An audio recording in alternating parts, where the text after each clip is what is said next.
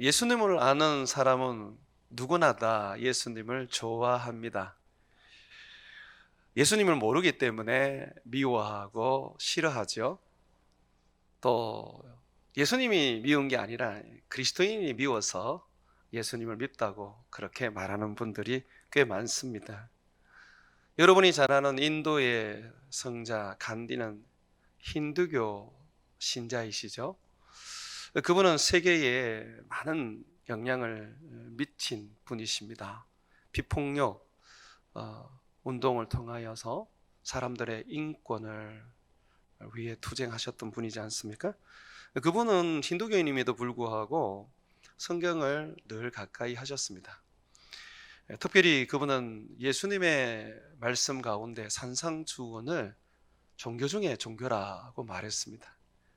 종교의 다이아몬드라고 그렇게 표현을 했었습니다. 이분은 이런 이야기를 하셨어요. 그의 저서를 읽어보면 나는 예수님은 사랑한다. 그러나 그리스도인은 싫어한다. 왜냐하면 그리스도인은 예수님을 닮지 않는다.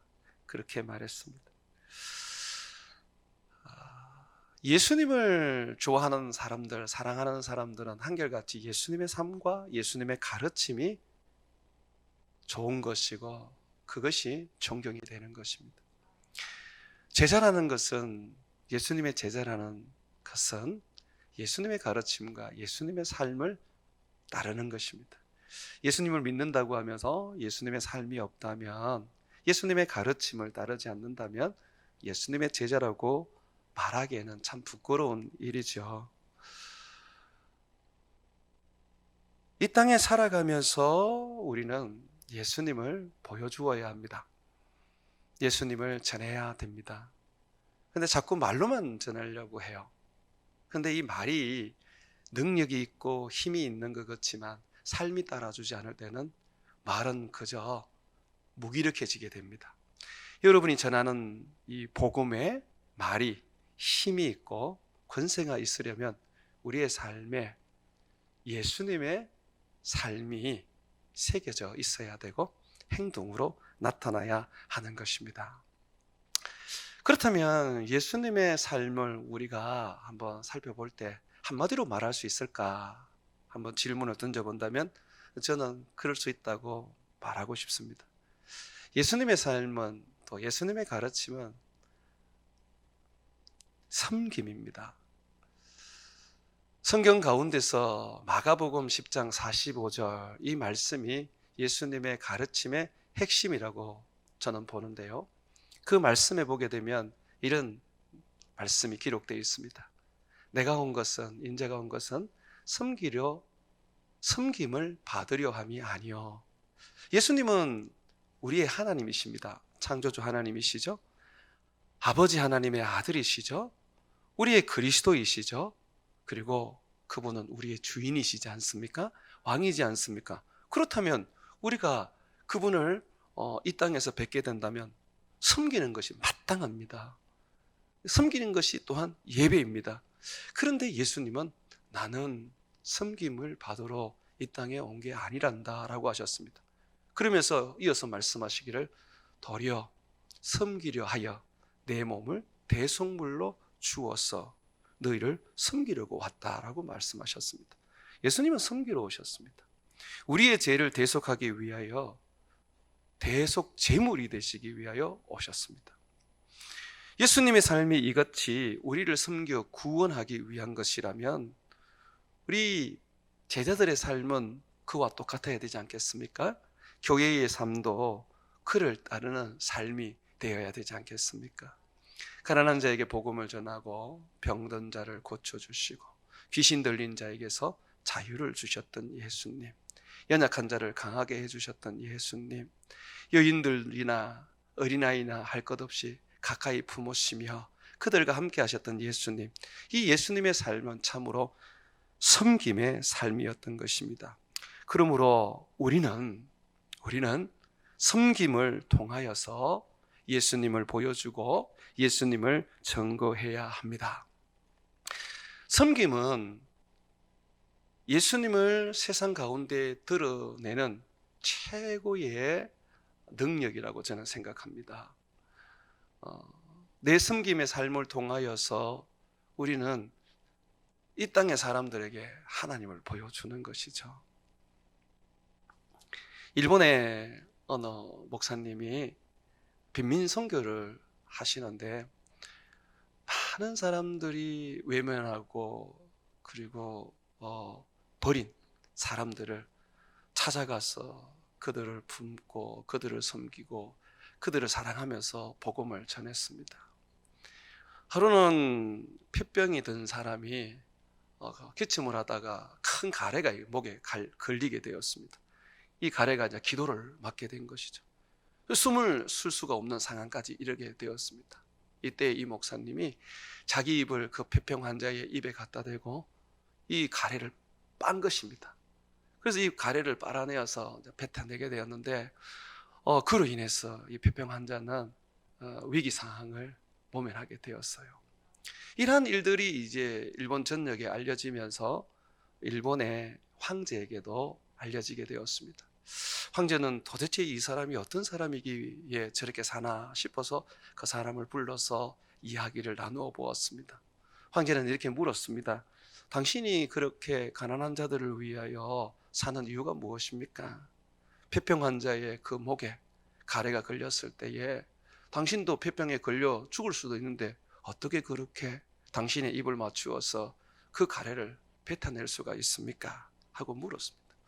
그때 이 목사님이 제가 그렇게 하는 것은 예수님께 배웠기 때문에 그렇습니다. 저는 예수님의 제자로서 예수님이 보여준 대로 살고 예수님이 가르쳐 주신 대로 살 뿐입니다 라고 그렇게 얘기를 했던 거죠. 그 황제가 그 이야기를 듣고 한참 후에 이렇게 말했다고 합니다. 그래요? 당신이 믿는 그 하나님을 내게 보여줄 수 있나요? 그러면 나도 당신이 믿는 하나님을 믿겠습니다. 이 목사님은 갑자기 하나님을 보여달라니까 이 영이신 하나님을 어떻게 보여줍니까? 그래서 잠시 시간을 달라고 하면서 이분은 집으로 돌아오셨습니다. 그리고 많은 생각을 하신 후에 그 황제에게 가서 황제요, 제가 당신에게 예수님을 보여드리겠습니다. 저를 보셨다면 황제를 보셨습니다. 예수님을 보신 겁니다. 그 목사님은 자기의 삶을 통하여 예수님을 드러내었다고 얘기를 해주었어요. 그랬더니 그 황제가 그렇군요. 정말 하나님이 살아계시고 좋은 신이시군요. 내가 이제 그분을 인정하겠습니다 라고 했다는 거죠. 믿지는 않고 인정만 했다라고 합니다. 여러분, 이것이 바로 우리가 섬김을 통하여 하나님을 보여주고 하나님을 나타내는 것입니다. 말로만 한다고 해서, 전도지만 나눈다고 해서 어떻게 그것을 전도라고 말할 수 있겠습니까? 말을 하지 못하는, 그러면 말 못하시는 장애를 가지고 있는 분들은 전도 못하시는 겁니까? 전도지를 나눌 수 없는 그런 몸을 가지고 계시는 분은 전도 못하는 겁니까? 아니지 않습니까?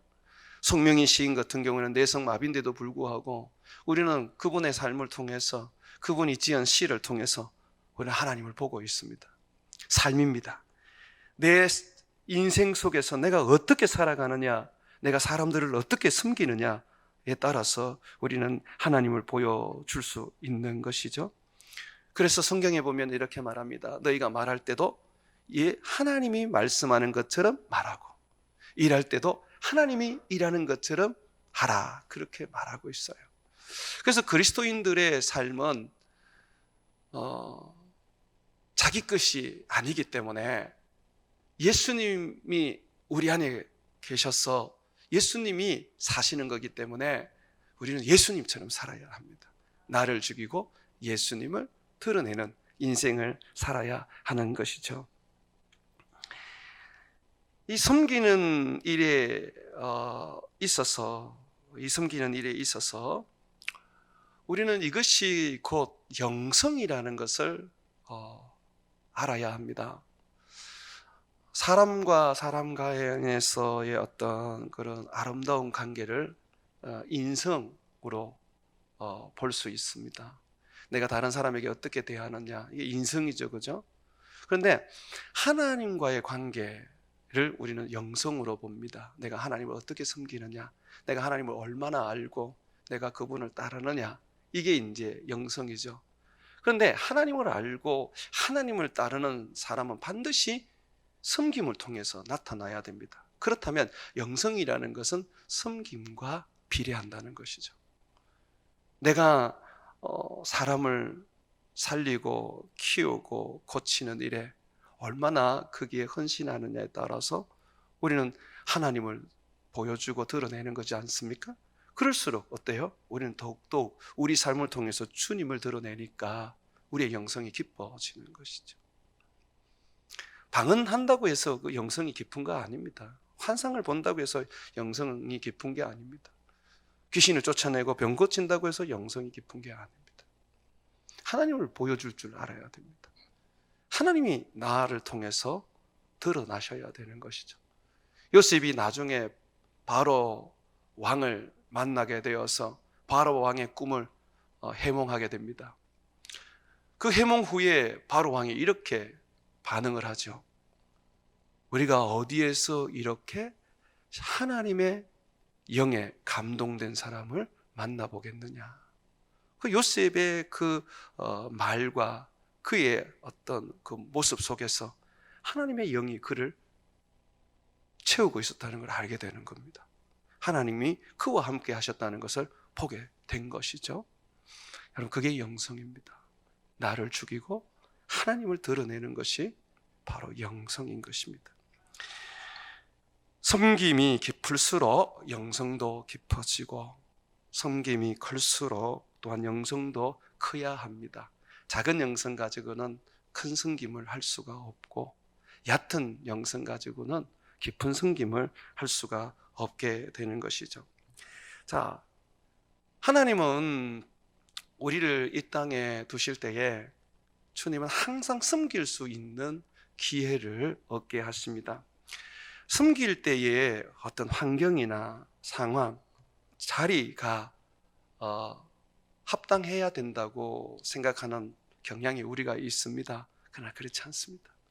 환경도 어떤 환경을 우리가 맞아도 상관없고 또 어떤 상황이 와도 상관없습니다. 섬길 수가 있습니다. 요셉은 노예로 보디발의 집에 팔려갔을 때 거기에서 섬기는 자가 되어서 나중에는 가정총무가 되었죠. 섬길 수 있는 환경이 그에게 주어졌다고 합시다. 그러면 그가 억울한 누명을 쓰고 이제 정치인 수용소 토굴이라는 감옥에 갇혔습니다. 죄수의 신분이 되었습니다. 섬길 수 있을까요? 아마 우리 상식으로는 불가능하다고 생각할 거예요. 그런데 성경은 그 상식을 깨워버립니다. 한번 말씀을 보시죠. 창세기 39장입니다. 20절 말씀부터 제가 한번 보겠습니다. 23절까지. 요셉의 주인이 그를 잡아 옥에 가두니 그 옥은 왕의 제수를 가두는 곳이었더라. 요셉이 옥에 갇혔으나 여호와께서 요셉과 함께 하시고, 자, 옥에 갇혔지만, 자, 옥이라는 그런 아주 적박한 환경에 지금 요셉이 들어갔지만, 자, 하나님이 함께 하시니까 어떻게 됩니까? 그에게 인자를 더하고 간수장에게 은혜를 받게 합니다. 그랬더니 여러분, 간수장이가 무엇을 줍니까? 섬길 수 있는 기회를 줍니다. 22절 보십시오. 간수장이 옥중 제수를 다 요셉의 손에 맡김으로 그 재반 사물을 요셉이 처리하고, 간수장은 그의 손에 맡긴 것을 무엇이든지 살펴보지 아니하였으니 이는 여호와께서 요셉과 함께 하심이라. 옥에서도 가능하잖아요. 하나님이 우리에게 어떤 인자를 더하시고 또 하나님이 은혜를 부어주실 때에 우리에게 주어지는 것은 섬김의 기회입니다. 하나님은 우리가 어떤 환경이든 어떤 곳이든 간에 예수님처럼 살기를 원합니다. 죄수도 섬겨야 하고 또 일반 사람도 섬겨야 하고 건강한 사람도 섬겨야 되고 병든 사람도 섬겨야 합니다. 집에 가면 부모도 섬겨야 하고 자식도 섬겨야 하고 형제도 섬겨야 합니다.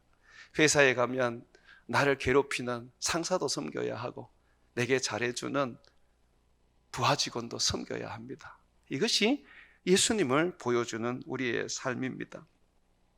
요셉에게 주님은 섬기는 기회를 주셨습니다. 이럴 때 요셉이 어떻게 합니까? 그것을 콱 움켜잡습니다. 여러분들은 섬기는 기회가 주어지면 움켜잡으셔야 됩니다. 저는 저 혼자 예수님을 믿다 보니까 늘 꿈이 저희 어머니 아버지가 예수님을 믿는 거였습니다. 어떻게 하면 우리 어머니 아버지가 예수님을 믿을 수 있을까 참 많이 고민도 하고 생각을 했는데, 좀처럼 제사를 버리고 예수님을 아버지가 믿지 않으시더라고요. 그러던 가운데 이제 아버지가 많은 빚을 지셨는데 그 빚을 감당할 수 없는 지경에 이르렀습니다. 제게 기회가 주어진 거죠.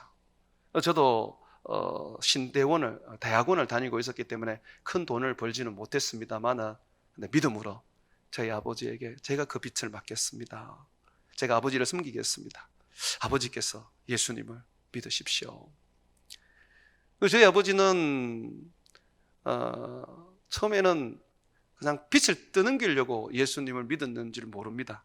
그런데 결국은 아버님은 지금 누구보다도 예수님을 사랑하고 어머님도 예수님을 섬기는 분이 되셨습니다. 저는 전도에 대해서 그렇게 배웠습니다. 내가 섬길 때에 하나님은 영혼을 맡겨주신다는 거죠. 주님은 요셉에게 섬길 때에 제수를 맡겨주셨습니다.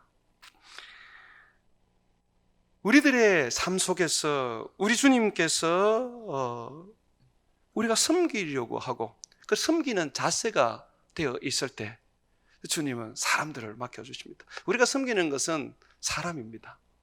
결국 그 섬김을 통하여 영혼의 구원을 이루게 되는 것이죠. 하나님은 한 생명을 구원하시기 위하여 십자가에 못 박혀 죽으셨습니다. 천하보다 한 사람이 더 소중하다고 말씀해 주셨지 않습니까? 이 소중한 일을 우리에게 맡기고 싶어 합니다. 그렇기 때문에 여러분들이 섬기려고 하셔야 됩니다. 자식을 키우면서 골칫덩어리라고 하시면 안 됩니다. 하나님이 이 아이들을 하나님의 아이로 키워달라고 섬겨달라고 맡긴 섬김의 기회입니다. 부모님을 보면서 왜 이렇게 내 삶에는 이렇게 무거운 짐만 이렇게 하나님이 주시느냐라고 생각하시면 안 됩니다. 부모님은 여러분의 짐이 아닙니다. 하나님이 여러분들에게 섬길 수 있는 기회를 주신 것입니다. 여러분, 이 섬김은요, 표면적으로는 사람을 섬기는 거지만 궁극적으로는 하나님을 섬기는 일입니다. 우리 주님은 소자에게, 어린아이에게 냉수 한 그릇 대접하는 거, 그거 내게 하는 거라 그러셨어요. 주님은 마태복음 25장에 보게 되면 거기에 양과 염소 마지막 심판에 대한 이야기를 하지 않습니까? 거기에서 의인들이 천국에 들어가게 되는데 그들에게 뭐라고 말씀하시면서 천국에 들어가게 합니까? 내가 감옥에 있을 때 돌아보았고 내가 먹지 못할 때 너희들이 먹을 것도 주었고 너희들이 내게 이렇게 사랑을 베풀었다고 말씀하지 않습니까? 그럴 때 이 의인들이 뭐라 그럽니까? 예수님, 우리가 언제 그렇게 했습니까? 언제 우리가 예수님을 돌아보았습니까? 그때 예수님이 그러죠. 바로 이들에게 한 것이 내게 한 것이다. 반대로 예수님은 악인들을 향해서 내가 갇혔을 때 너희는 나를 돌아보지 않았고 내가 목마를 때 너희는 나에게 마실 것을 주지 않았고 내가 추울 때에 너희 나에게 덮을 것도 주지 않았다. 그때 죄인들이 뭐라 그럽니까? 우리가 언제 그랬습니까? 라고 했어요. 그랬더니 이 사람들에게 하지 않은 것이 내게 하지 않은 것이다. 그러니까 우리가 사람을 섬기는 것이 결국 무엇입니까? 하나님을 섬기는 거죠. 그렇지 않습니까? 야곱은 외삼촌 집에서 돌아온 후에 그의 형을 만나기가 무척 두려웠습니다. 예전에 형의 권리를 또는 자리를 빼앗아서 형을 자기 밑에 두려고 했었습니다. 섬김을 받으려고 했었죠. 그런데 예수님을 만나고 난 다음부터 이 야곱은 달라졌습니다. 야곱은 형을 만나는 게 무척 두려웠고 어떻게 형을 만나야 할지 몰랐습니다.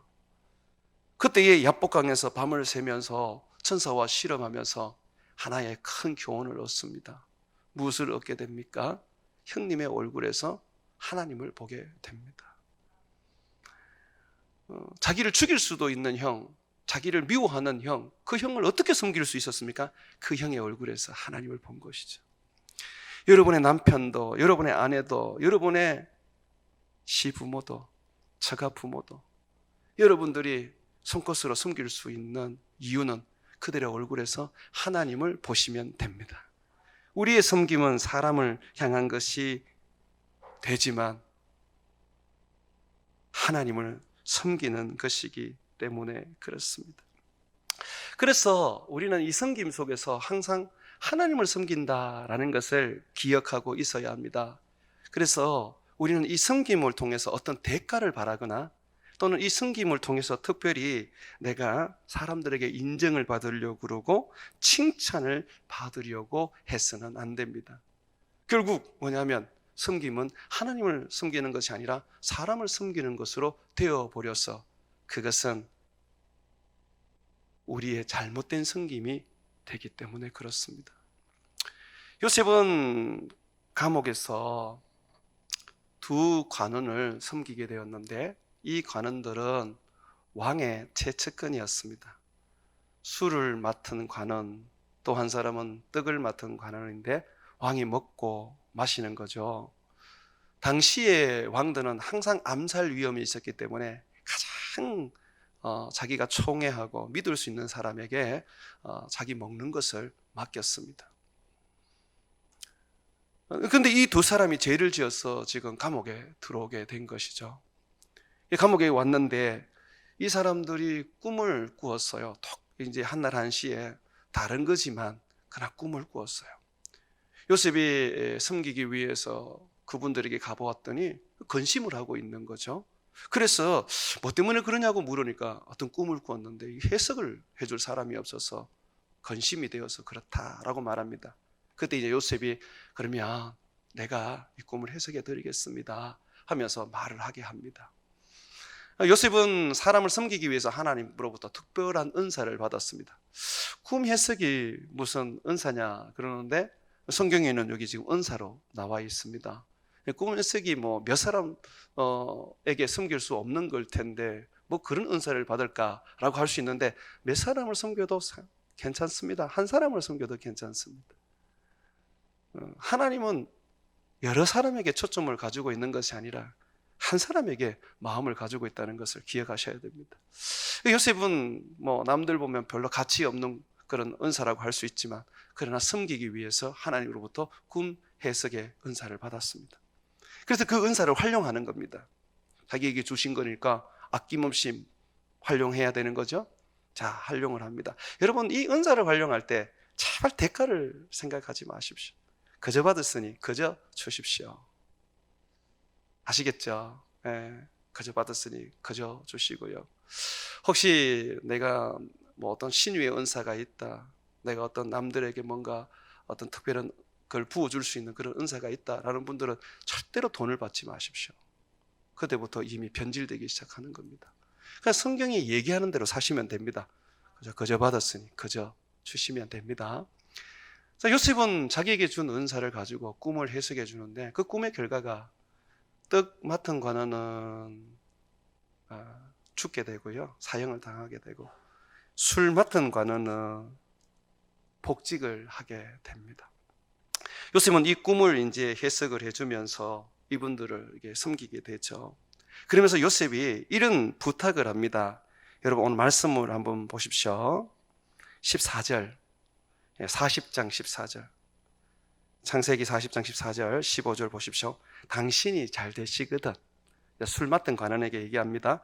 나를 생각하고 내게 은혜를 베풀어서 내 사정을 바로에게 아뢰어 이 집에서 나를 건져주소서. 나는 히브리 땅에서 끌려온 자요, 여기서도 옥에 갇힐 일을 행하지 아니하였나이다. 요셉은 자기 은사를 가지고 지금 술 맡은 관원을 섬겼습니다. 요셉의 그 해석대로 술 맡은 관원은 복직이 되었습니다. 자, 그런데 어떻게 되었을까요? 22절, 23절 한번 보십시오. 떡 굽는 관원장은 매달리니 요셉이 그들에게 해석한 같이 되었으나 술 맡은 관원장이 요셉을 기억하지 못하고 그를 잊었더라.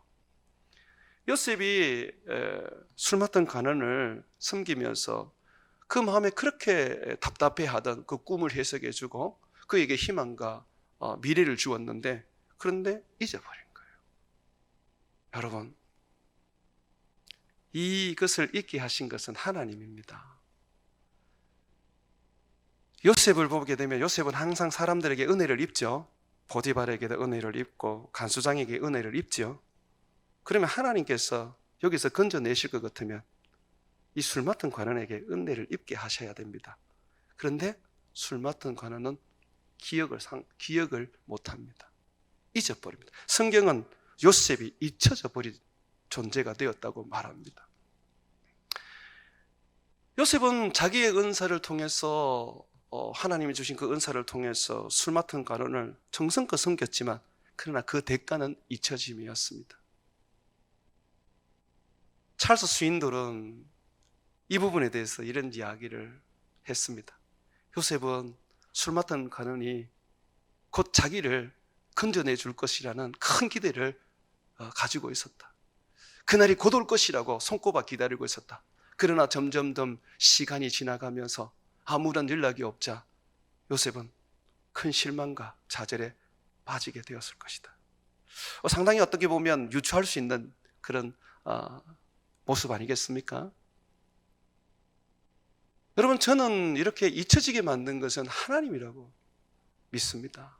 왜냐하면 하나님은 항상 그렇게 말씀하십니다. 여러분, 기도라는 것은 섬김 중에 최고의 섬김입니다.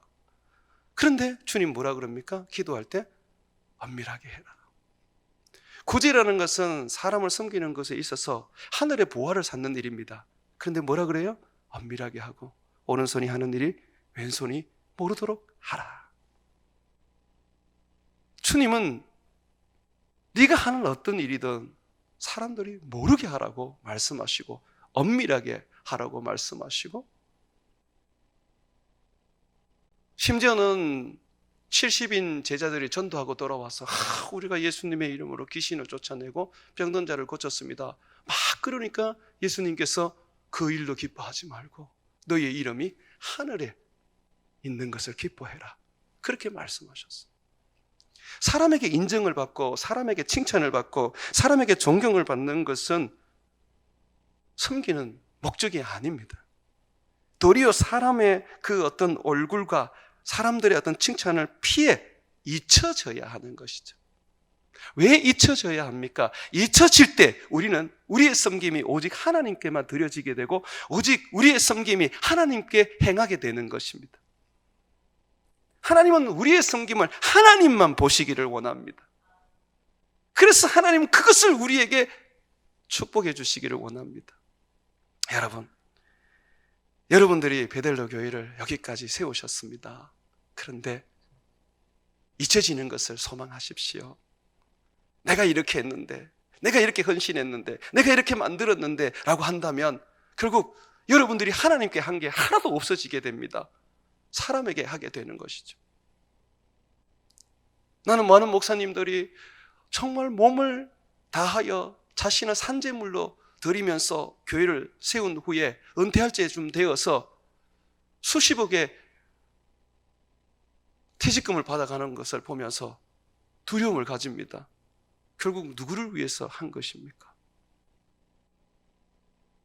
그것들 또 즐겁게 교인들이 수억을 또는 수십억을 줍니다.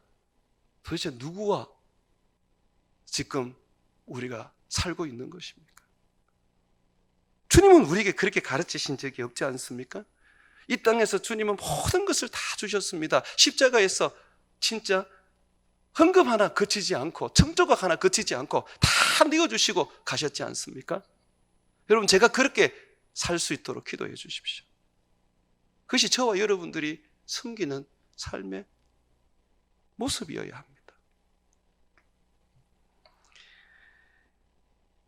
여러분들의 수고와 헌신, 섬김은 하늘에 쌓일 것입니다. 구제하게 되면 해하지 않는 배낭을 만들어서 하늘에 두는 것과 같다 그랬지 않습니까? 여러분, 하늘에 쌓으십시오. 우리 아버지께서 갚아주실 겁니다. 그래서 여러분들이 잊혀지게 되더라도 절대 그것이 마음 상하고 그것이 그냥 괴롭고 그렇게 생각하지 마십시오. 혹 여러분들 중에 이런 이야기를 할 수도 있습니다. 목사님, 예수님께서 예루살렘에서 돌아가시기 전 얼마 전에 거기 베다니에 계실 때에 한 여인이, 마리아죠, 예수님께 나와서 발도 씻고 머리에 향유도 부리면서 예수님을 섬겼지 않습니까? 그럴 때 예수님께서 너희는 어디를 가든지 이 여인의 한 일을 이야기하라고 말했지 않습니까? 그러면 그는 잊혀지는 게 아니지 않습니까? 라고 여러분 반문할 수 있습니다. 그런데 여러분 아십니까? 이 여인을 이야기하라고 예수님이 한 적이 없어요. 이 여인이 한 일을 너희는 어디든지 가서 이야기하라 그랬거든요. 그러면서 이 여인의 이름을 마태나 마가는 기록하지를 않습니다. 요한복음에서 마리아라는 이야기를 합니다. 그런데 요한복음에는 이 여인의 한 말을, 이 여인의 한 일을 사람들에게 얘기하라는 그게 없어요. 사람들에게 알려주라고 얘기한 것은 마태와 마가에 기록되어 있는 건데, 그 말씀을 보면 여인의 이름을 말 안 하고 한 여인이라고 말합니다. 그리고 이 여인이 한 일을 기록하는 거죠. 우리 이름이 기록될 필요는 알려질 필요가 없는 거예요. 무명의 그리스도인으로 사는 것이 복되다는 것이죠. 그냥 주님 섬기다가 주님을 위해 헌신하다가 그냥 조용히 그냥 가는 거예요. 세상 사람이야 뭐 이 땅에서 끝나고 지옥 갈 거니까 가족에다가 이름을 남기든 벽돌에다가 이름을 남기든 그렇게 하시고, 여러분들의 이름은 생명책에 있지 않습니까? 하늘에 다 쌓여 있지 않습니까? 굳이 이 땅에 드러내고 그것으로 인해서 여러분이 위로받고 칭찬받고 그것으로 말미암아 보상받을 이유가 뭐가 있습니까?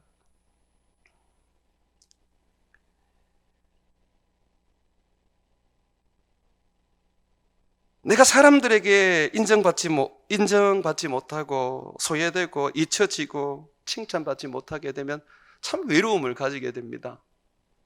근데 이거는 우리가 육을 가진 사람이기 때문에 어쩔 수 없는 거죠. 그죠? 그 외로움 안고 사십시오. 누구도 나를 알아주지 않네. 누구도 내게 이렇게 좀 격려해주지 않네.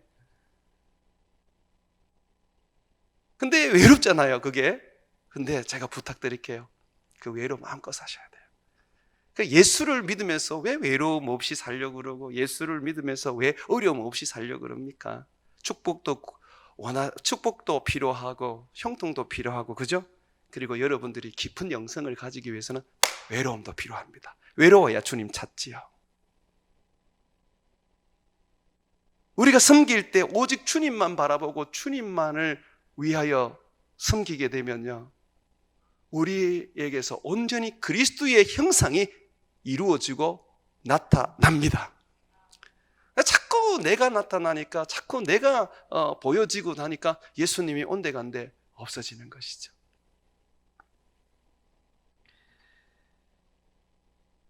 우리 주님은 여러분들이 수고하고 애쓰고 헌신한 거, 섬긴 거 다 아십니다. 성경에 다 기록해 놓는 거 보십시오.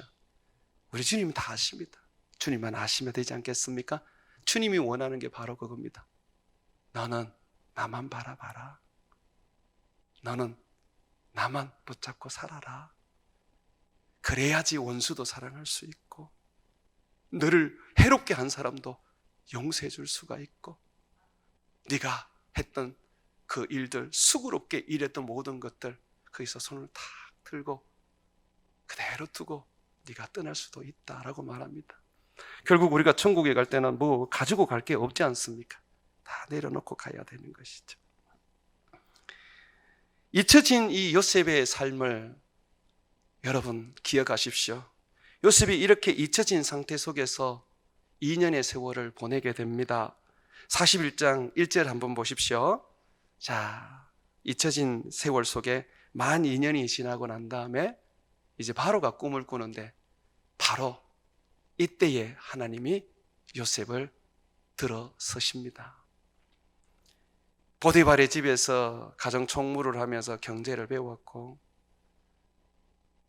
이 보디발의 그 집에 있는 감옥에서 정치인 수용소에서 정치인들을 수발들면서 그는 정치를 배울 수가 있었습니다. 그러면서 정작 그는 깊은 고난 속에서 섬김을 통하여 더 큰 섬김을 행할 수 있는 그런 사람으로 만들어졌습니다. 여러분, 섬기는 것은 그냥 섬길 수 있는 게 아니에요. 진짜 섬길 수 있으려면요, 내 안에 변화가 필요합니다. 어떤 변화가 필요합니까? 자, 이 요셉이 이제 바로 왕을 만나면서 하는 말이 있습니다. 거기에서 요셉에게 일어난 놀라운 깊은 영성을 보게 됩니다. 한번 보시죠. 15절, 16절, 41장 15절, 16절 한번 보십시오. 바로가 요셉에게 이르되, 요셉을 감옥에서 끌어내어서 자기 앞에 바로가 세웁니다. 그리고 말합니다. 내가 한 꿈을 꾸었으나 이것을 해석하는 자가 없더니 들은즉 너는 꿈을 들으면 능히 푼다 하더라. 자, 그랬더니 요셉이 뭐라 그럽니까? 요셉이 바로에게 대답하여 이르되 내가 아니라 하나님께서 바로에게 평안한 대답을 하시리이다. 제가 아닙니다 라고 합니다. 그런데 여러분, 2년 전 두 관리가 꿈을 꾸었을 때 그때 요셉이 뭐라고 말했습니까? 한번 보시죠. 40장에 보시면 8절에 보시면 그들이 그에게 이르되 우리가 꿈을 꾸었으나 이를 해석할 자가 없도다. 요셉이 그들에게 이르되 해석은 하나님께 있지 아니하나이까 청하건대 내게 이르소서. 이 차이를 여러분 혹시 느껴집니까? 2년 전만 해도 요셉은 꿈은 하나님이 해석하신다 가 아니었습니다. 하나님이 내게 은사를 주셔서 그 은사가 하나님께로부터 온 건 알죠. 근데 내게 말하라고, 내가 이걸 해석해 주겠다고. 그러다 보니 이 술 맡은 관원이 왕에게 얘기할 때 정말 꿈을 잘 푸는 한 사람이 있었다고 요셉을 소개를 했거든요. 근데 요셉이 2년이 지나서 아주 깊어졌죠. 어떻게 얘기합니까? 내게 말하라가 아니라 하나님이 바로에게 말씀하실 겁니다. 내가 아닙니다. 하나님이십니다. 내가 진정한 섬김을 가지려면 Not I but Christ, 내가 아니라 예수님입니다가 되어야 섬길 수가 있습니다. 내가 섬기는데도 자꾸 뭔가 어떤 사람들에게 인정받고 싶고 보상받고 싶고 드러나고자 원한다면 여러분들이 살아있기 때문에 그렇습니다. 근데 신앙이라는 게 뭡니까? 내 자신을 부인하고 십자가를 지는 삶 아닙니까? 날마다 나를 쳐서 죽여야 되는 거죠. 나를 복종시켜야 되는 거죠. 그리스도의 말씀에. 그러면서 우리는 또 한편으로는 내게서 그리스도가 나타나게 해야 되거든요. 지금 요셉이 나이 30이지만은 13년의 고난 속에서 그리고 감옥에서의 그런 인내 속에서 외로움을 겪으면서 그는 자기를 비로소 죽이고 하나님을 드러낼 수가 있게 되었습니다. 이것뿐입니까? 아니죠. 요셉은 해석을 넘어서 고난 가운데에 보디발의 집에서 경제를 배운 거나 또는 감옥에서 정치를 배운 거나 이걸 통하여서 왕이 꾸었던 꿈에 대해서 해석을 하고 난 다음에 대안을 이야기해 줍니다. 이런 흉년이 오니까 이렇게 흉년을 피해 가십시오. 극복하십시오. 지혜 있는 자를 세워서 그 일을 주관하게 하십시오 라고 대안을 내놓습니다. 은사 하나 가지고 뭘 하실 수 있습니까? 안 그렇습니까? 은사를 가지고는 우리가 꿈을 해석을 해줄 수 있습니다. 어떤 사람의 부분에서 예언도 해줄 수 있습니다. 근데 그게 다잖아요. 꿈을 해석을 해줬으면 그러면 어떻게 살아야 되고 어떤 부분에서 하나님을 기쁘게 할지 나타내야죠. 어떻게 무엇을 해야 될지 가르쳐야죠. 그게 뭡니까? 말씀입니다. 은사만 있으면 안 돼요. 은사는 어떻게 보면 접촉점이고 그 은사를 통해서 뭔가 드러냈으면 말씀을 통하여 이렇게 살으라고 권면을 해서 대안을 제시를 해 주셔야 되죠. 요셉이 그런 사람이 되었습니다. 그런 사람이 되기 위해서 어때요? 요셉은 은사를 받은 것으로 끝나지 않고 하나님은 고난을 주셨고 그리고 감옥의 삶도 주셔서 결국은 모든 것들 속에서 그로 하여금 이 시대에 다가오는 큰 어려움을 이겨낼 수 있는 그런 해결책을 제시하게 만들었습니다. 그래서 사랑하는 여러분, 여러분들은 여러분의 삶 속에서 섬겨나갈 때 더 깊은 섬김, 더 깊은 영성, 큰 섬김, 더 큰 영성을 가지기 위해서 여러분들은 항상 하나님을 섬긴다는 것을 잊지 말고 사람에게 인정받고 사람들에게 격려받는 것에 마음 두지 마시고 그저 하나님께만 두시고 그리고 하나님이 여러분을 큰 섬김에 세우는 그때까지 고난을 받으시고 감옥 속에 들어가시고 노예로서의 삶도 사시기를 축원드립니다. 주님이 반드시 고난의 늪을 지나서 여러분을 세우는 날이 있을 겁니다. 그때 여러분들이 수많은 사람들을 살리는 해결책을 제시하는 깊은 영성의 사람이 되실 겁니다.